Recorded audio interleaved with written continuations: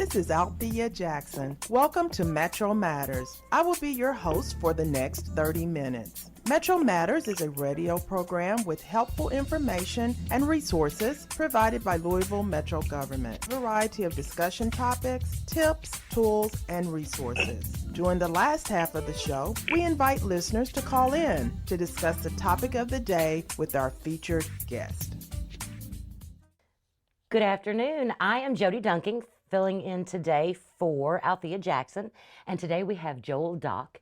Joel is a supervisor in planning and design. Joel, thanks so much for being with us today. Thank you so much for having me, Jody. Oh, absolutely. Now, Joel, we're going to get right to it, okay? Sounds good to me. So I've got a few little questions. The first question is all about zoning. What is zoning, and why do we have those things here in Metro Louisville? Yeah, so zoning is complicated, and it's difficult to really explain to folks what it is and why it matters. So just starting from the beginning, zoning is the law that determines what you can and can't do on your property. Can you build a home on your property? Can you build a multi-unit complex on your property? Can you open up a store or a shop or a restaurant? And then, how tall can that be? How do you build it? How many trees do you need? How much parking do you need? So it's an immense law that determines what you can and can't do on property. The origins of zoning were intended to, if we're just focusing on the plain Jane of zoning, to separate uses from each other, to separate industrial uses from residential uses and commercial uses from residential uses. But the origins of zoning get much deeper than that. And a lot of harm was caused by the practice of zoning and the practice of city planning, which I believe is what brings me on the program this afternoon. Right. Okay, so tell me why people should really care about zoning. Let me ask you real quick, does zoning take care of fences? Zoning does regulate fences. Okay, so I guess I'm thinking about fences when we talk about why does zoning matter and why do we need to care about that? Yeah, so of course. So zoning regulates everything from how tall you can have a fence and where you can have it to, how many parking spaces you need and how much trees. So, a fence in the front yard can be so tall versus a fence in the backyard or a fence on the street side. And it's all a matter of ultimately protecting the public health, safety, and welfare. Okay. So, zoning matters because zoning determines where we ultimately choose to live. It determines where services are available. It determines where jobs are available. It determines how much the environment is protected through zoning regulations. It is all encompassing and really quite invisible in our day-to-day lives because we don't walk around and look at maps and we don't walk around and think about regulations, at least the ordinary person. I might. Right.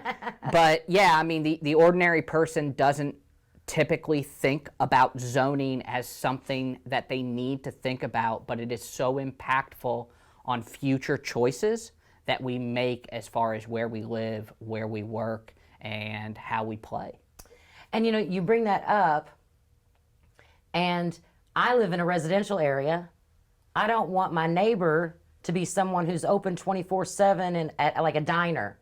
So because I'm in a residential area, zoning is different for residential areas, right? That's correct. So I couldn't have a 24-hour diner right next to me if somebody decided to make the next door neighbor's house into a diner. That's correct. It does Okay. provide those very, what I would consider obvious separations. Sure. Now, zoning historically took it a step further. Zoning historically, Louisville's first step in zoning laws was a racial segregation ordinance. And that racial segregation ordinance said that if half your block was white, an African American could not move in.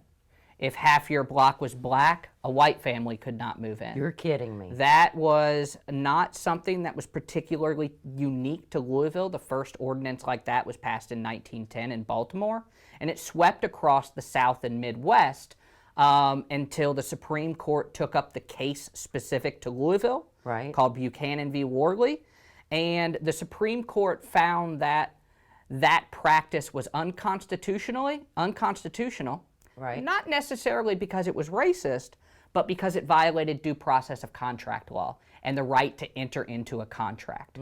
As we shift away from having regulations on housing and zoning that were facially racist, the intent behind the regulations gets hidden, and you see a movement towards a separation of all uses, and a separation not only of all uses from each other, but a separation of residential categories within each other. Okay. And so that separation then decided that, the single family home needed to be separate from the apartment building, because the apartment building had a different character of individuals than would live in a single family home. And the character of those individuals in this community, much of zoning was driven by a restriction and removal of the black population and an insulation and isolation of white wealth, that very much the practice was to insulate those single family districts with single family only zoning, separate from apartment zoning, separate from commercial zoning, separate from industrial zoning. And the single family zoning would then be given the greatest amount of protection from commercial and from industrial and from all the other uses. And I can keep going if you'd want me to. I know, right? So we're confronting the past right now, right? This is the past. So Louisville Jefferson County still continues to be segregated and isolated by race, income, opportunity. How does city planning, all right, in Louisville influence the patterns of racial, social, and economic segregation? Right. So zoning in and of itself doesn't necessarily contain a racist content. Right. But the ideologies that motivated racism or motivated zoning were racist in and of themselves. Okay. So we look back at the past, and we look back at the planners and policymakers that wrote zoning laws, and we look at the sentiments they expressed. Our first planner here in Louisville, Kentucky, a man named Harlan Bartholomew, planned and made for over 500 cities across the nation and in Canada, and he espoused the idea that black families, when they move into your neighborhood, essentially the glass would break in your home. They were no more a causation of blight than a smokestack in a factory. And so the ideology was that needed to be prevented from moving into white neighborhoods. For sure. Single family residential neighborhoods. And then zoning in combination with redlining, which was a grading of areas through the 30s and 40s that used the racial characteristics of a neighborhood to say, don't loan money here, don't invest here.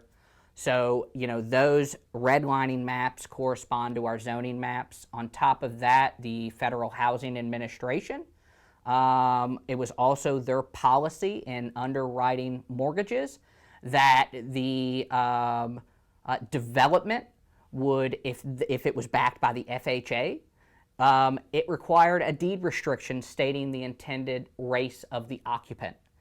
And so, accompanied by single-family zoning, there were other intersections of federal and state policy that made sure that those single-family neighborhoods would insulate white wealth and insulate services and hoard services, specifically schools. And what we see as that is that redlining and the Homeowners Loan Corporation disbanded. The ability to put a racial covenant on your property was outlawed by the Supreme Court in 1948, but that didn't mean you couldn't privately enforce it until the Civil Rights Act of 1968. Sure. And what you see is those tools being removed, but what isn't being removed is the single-family zoning that got people to that point in those insulated and isolated neighborhoods to continue to build white wealth and mobility while disenfranchising the black population from that opportunity. So it is extremely important that we confront this to move forward. Absolutely. It is part of the process of healing to acknowledge at a local level what planning professionals and city leaders have done specifically in our built environment to disenfranchise our black communities from opportunity. Right. And our city, while it is displaying a greater amount of diversity and movement, a decrease in segregation, it is still a very highly segregated community with pockets of predominantly African American neighborhoods and pockets of predominantly white neighborhoods. And all of the data tells us that those predominantly white neighborhoods are healthier, wealthier, and more educated, have a greater access to services, have a greater access to good schools and opportunity compared with their black cohorts. Wow, that's a lot of information, and you know what? I love it that you're sharing that with us too today, Joel. So, if zoning, so I've got a little question here. If zoning is just a set of rules, how can zoning reform be leveraged to dismantle the inequality in city planning and the already built environment? And tell me what efforts are being pursued. You had told me just a little bit about some stuff you were doing. So does that fit in here? I'm excited to hear about it. Yeah, so it's really important that we recognize the legacy of discrimination that exists within our built environment, specifically within our regulations. That single family district that I talk about, Right. you know, it states that only one home is allowed on a lot, and that lot is 9,000 square feet. Okay. So 75% of our land in Louisville, Jefferson County is one home on one lot. Right. That means you can only have one home on one lot. 55% of our land in Jefferson County is R4 single family, meaning one home, one lot, 9,000 square feet, and that has not changed since 1963. And 55%, you say? 55% of our land does not allow for duplexes, triplexes, pocket neighborhoods, or cottage.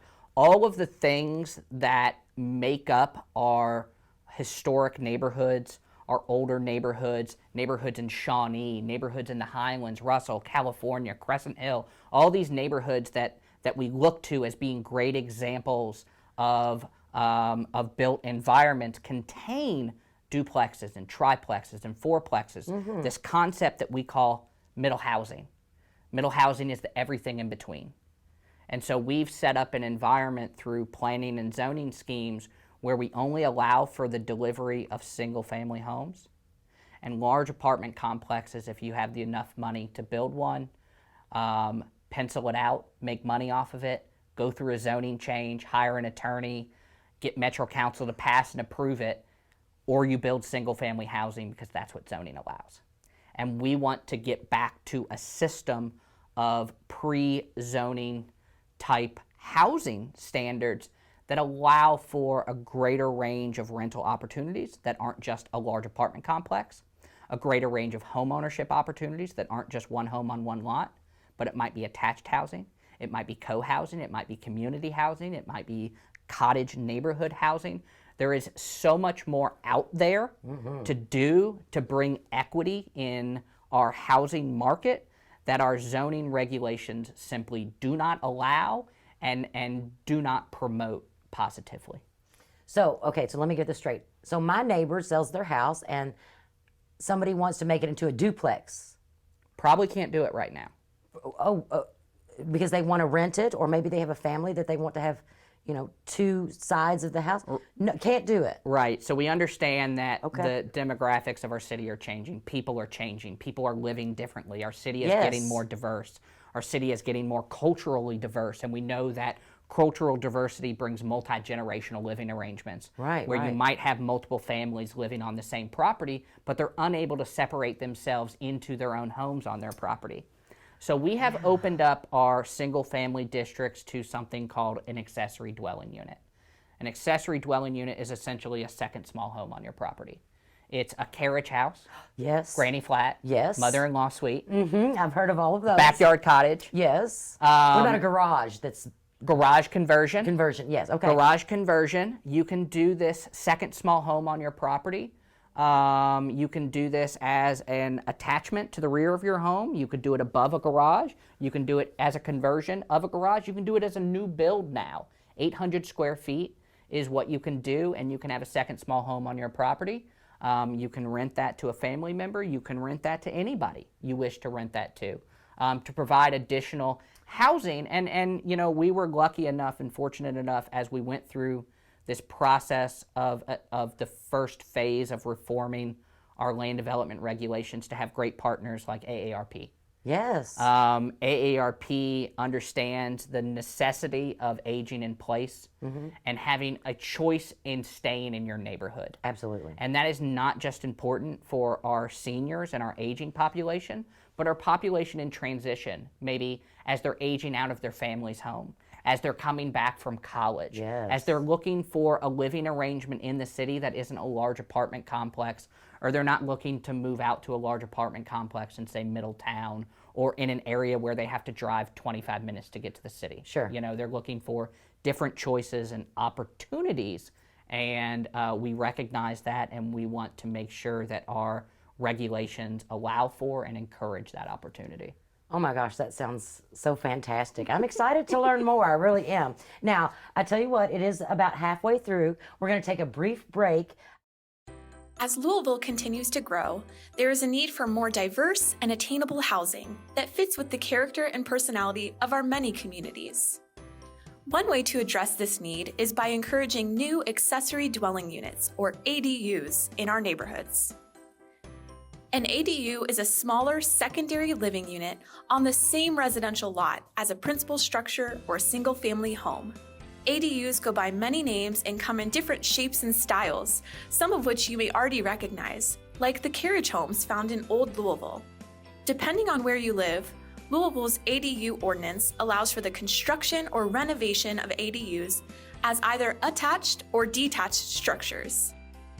Attached ADUs are main or second level additions to an existing home or garage, creating a secondary and fully independent residence. Often, homeowners choose to convert existing attic space, storage space, or a second floor into this type of ADU.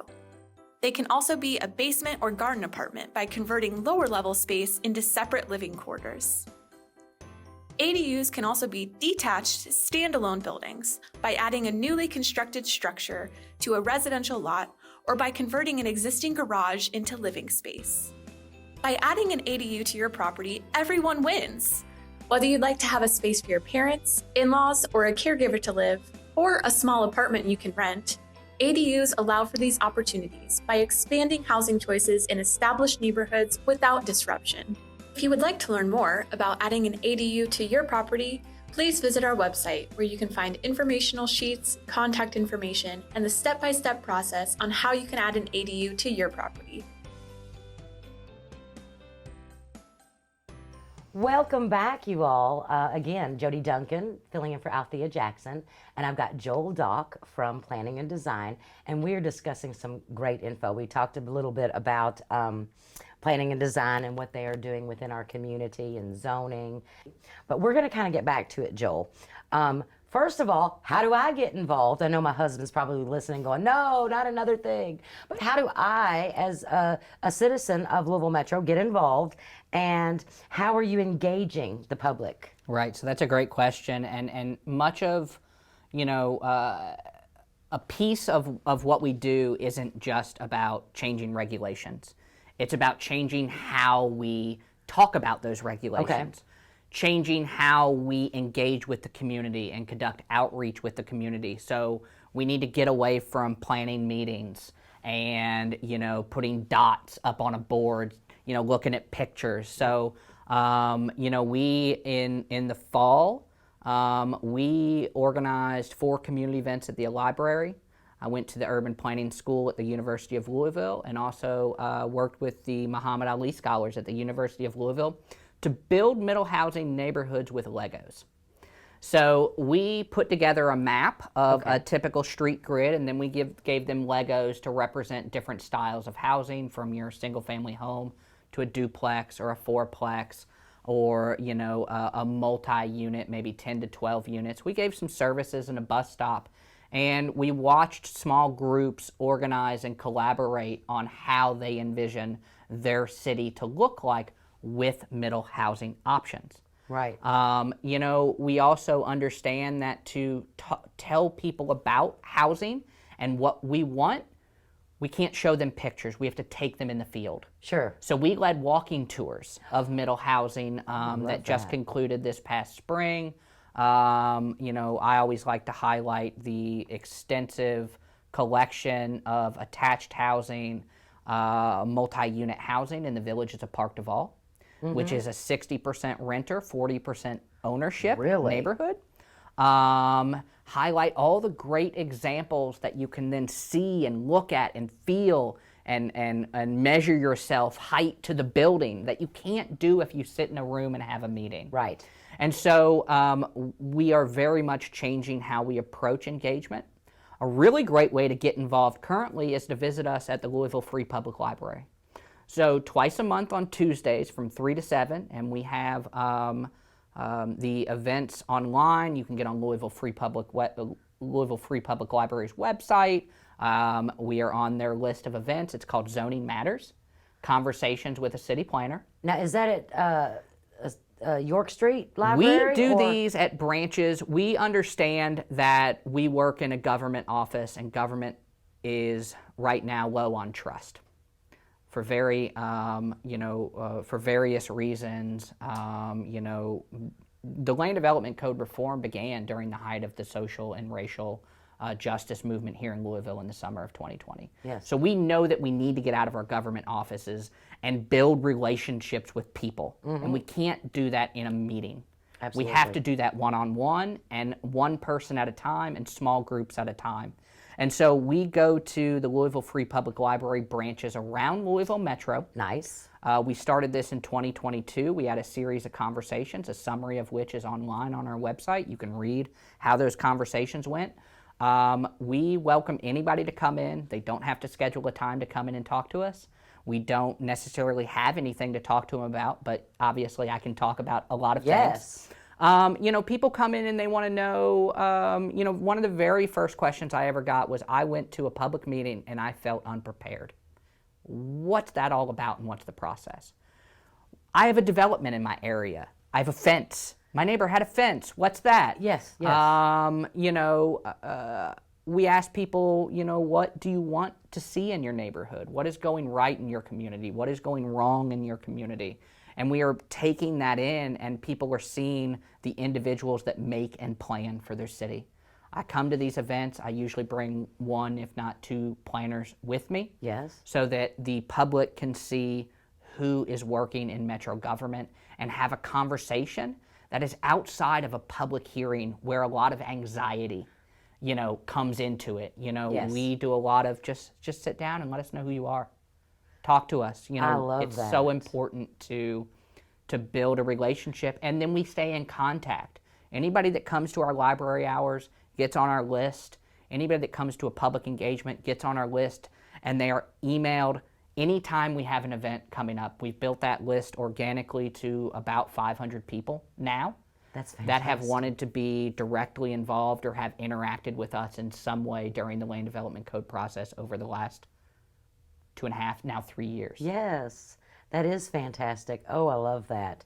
So, do you have photos of the Legos online? We do. So Yes. we put together a sheet of observations Yes. that have each neighborhood built with observations of, okay, well, where did you put the fourplex? Where did you put the duplex? The range of, okay, well, in plannery talk, we say hold the corner, Okay. So hold the corner. Are you holding the corners with higher, with more units and keeping the single family back further from the corner, maybe mid-block? That's a pretty traditional and standard approach to city building, is having the higher intensity. That means, you have more units or your commercial on those corners. Okay. I mean, very traditionally, you probably see this in all of our urban neighborhoods, that corner store. I'm going to be on the lookout. That corner store always had a unit above it. Yes. So, very much we want to get back to that sense of how cities grew organically through real community building. For sure. And not the, artificial approach of separating things by uses. So the Lego exercises gave us an insight into, groups of 3 or 4 people all with different ideas, collaborating on a common goal of figuring out how to get middle housing into an imaginary neighborhood. I love that. I can't wait to go online when I get back. So whenever you're talking about engaging the community, and this is what you're looking for in the future, do you see some sort of timeline with that, Joel? Again, a piece of land development code reform is continuing to change how plans are made and regulations and policies are changed and talked about. And so, I very much see another session of library hours in 2024. I very much see us finding unique ways to engage with the community and engage with everyone in the community, right, young or old. I mean, one of the best experiences I had with this Lego workshop was with a 9 and a 10-year-old. And this 9 and a 10-year-old, we gave them kind of a free, we don't, when we were doing the Lego exercises, we had questions asked and we kind of just shrugged our shoulders like, you all kind of figure it out.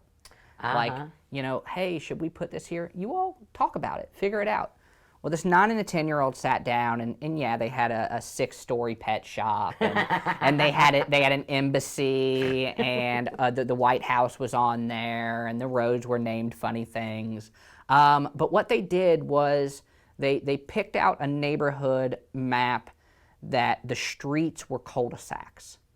It's a road with a bulb on the end and it doesn't connect anywhere. Yes. And they said, well, we want to do this because it looks like, our neighborhood. We have lots of cul-de-sacs. Well, what they did was they took what is, we kind of consider a carless street. We might call it a pedestrian court or a cottage court. It's a development where the homes front on a sidewalk or a court. Mm-hmm. And it's served by cars at the rear, at the alley. We have examples of this all across our urban neighborhoods. Right. And it's a unique way to build community. Well, what they did is they took one of these and they placed it between the 2 cul-de-sacs on either end so that they could be connected. And we asked them, I like to dive into, why'd you do this? Why'd you do that? And they told me that a connected community is a stronger community. And these are 9 and 10-year-olds. Okay. So these 9 and 10-year-olds know what they want for the future already, and they know these basic principles of they walk. They know they need to get from cul-de-sac to cul-de-sac. We need to plan for that. We need to plan for those ideas now because that is what AARP is telling us people want in the future. For sure. And what our aging population wants. They want walkable communities. The younger people want walkable communities. I want walkable communities. Absolutely, yes. I think we all want to be able to walk to a destination and have access to the same services everywhere. That's been, look, I got a little teary-eyed with that 9 and 10-year-old. And I know we only have a few moments. And big question, is zoning the solution to provide affordable housing? What else needs to be done? And what other barriers are present that maybe we could make a change in? Zoning is a piece of the puzzle. Okay. Zoning is a piece of the puzzle. It is not an end-all fix to it. It is a small part of the puzzle, but so much wealth and capital has been stolen through federal, state, and local policy, specifically from our Black communities and our low-income communities, that other mechanisms of reform are due. We need to figure out how to build up a coalition of builders that understand how to build middle housing. We need to find ways to solve environmental injustices. We need to find ways to get capital into the hands of people that have been deprived of that ability to build wealth. So zoning is a piece of it, but zoning is not the end all of it. Zoning is a part of the solution. Right. Thank you so much, Joel, for being here. Thank you so very much for having me. History, I love the history. It's not as good as we would like it to be, but we love learning about that history because if you know what happened then, you can try to make it better in the future. So yeah, it's so important that we confront the past in order to heal. Yes. And that we always keep that on our minds of what has been done and how we move forward. Absolutely. Thank you for listening to Metro Matters on Metro TV. You can listen to Metro Matters every Wednesday on 1240 WLLV at 2 o'clock.